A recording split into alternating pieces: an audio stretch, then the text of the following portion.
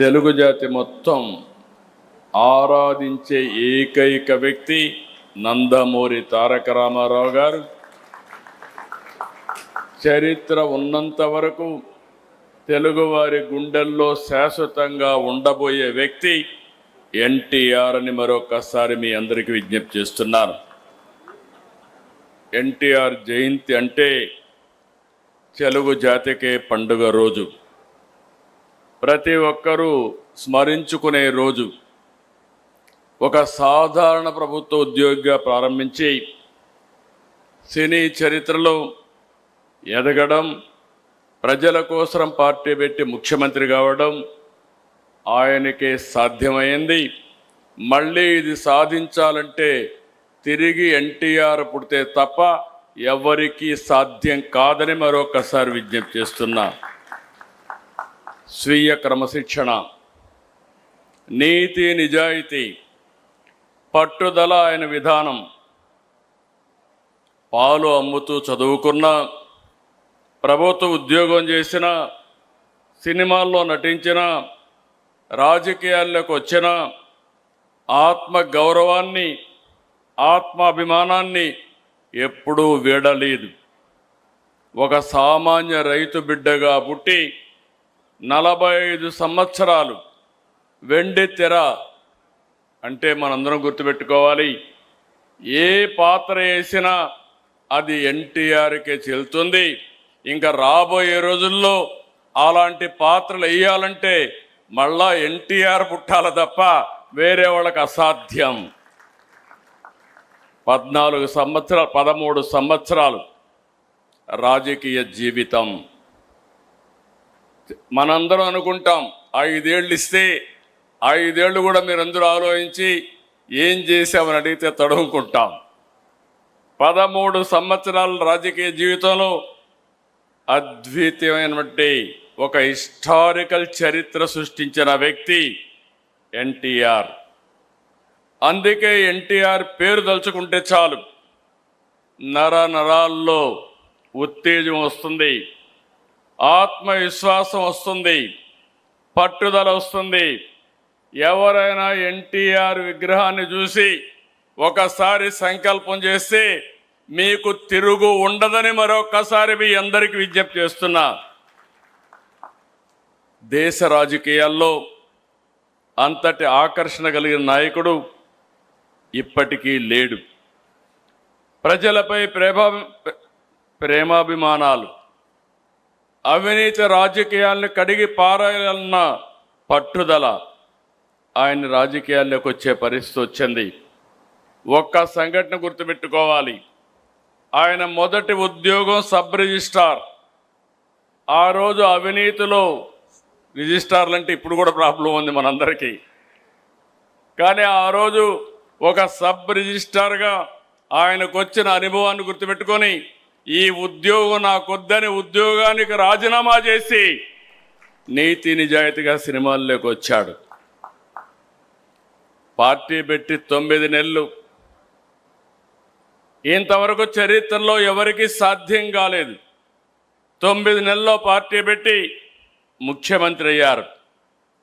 ప్రాంతీయ పార్టీ అయిన తెలుగుదేశం జాతీయ రాజకీయాల్లో కీలక పాత్ర పోషించింది, ప్రధాన ప్రతిపక్షంగా వ్యవహరించింది, గవర్నమెంట్లు ఏర్పాటు చేయడానికి దోహదం చేసింది.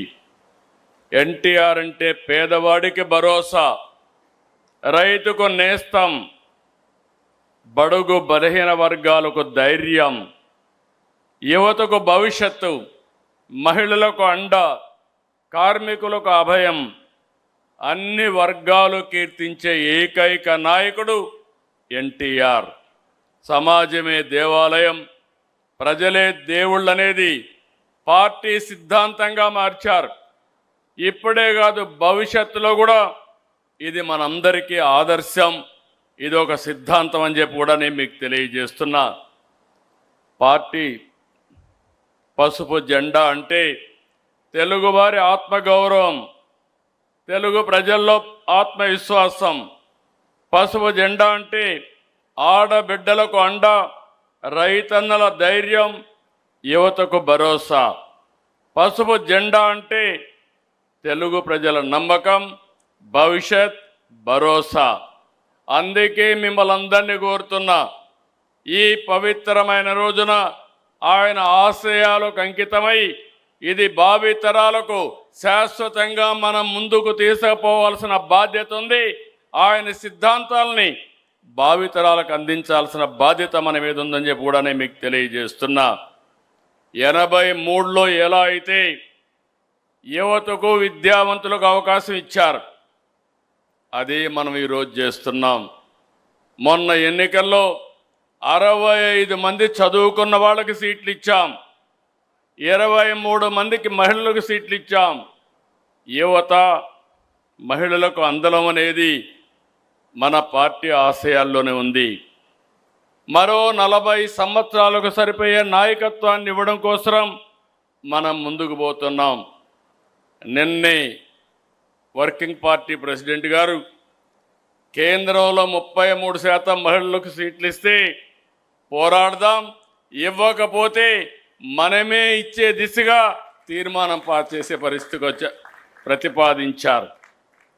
ఆ దిశగా మనం ఆలోచిస్తే ఈరోజు ఎన్టీఆర్ ఆశయ సాధనలో పనిచేసి తెలుగు జాతిని అగ్రజాతిగా తయారు చేయడం కోసం మనందరం పునరంకితం అవుదాం.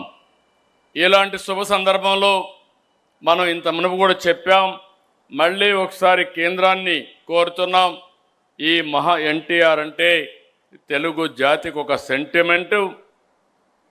తెలుగు జాతి మొత్తం ఏకపక్షంగా ఆరాధించే ఏకైక నాయకుడు నందమూరి తారక రామారావు గారు. ఆయనకు భారత తెలుగు వెలుగుగా నిలిచిన స్వర్గీయ ఎన్టీఆర్కి భారతరత్న ఇవ్వాలనేది మనందరి డిమాండ్. అందుకే తెలుగు జాతి ఆత్మ గౌరవానికి ప్రతీకగా నిలిచిన మహానేత, విశ్వవిఖ్యాత నట సార్వభౌముడు, ప్రజాహిత పరిపాలకుడు శ్రీ నందమూరి తారక రామారావు గారు తెలుగు ప్రజల హృదయాల్లో చిరస్థాయిగా నిలిచిపోయారు.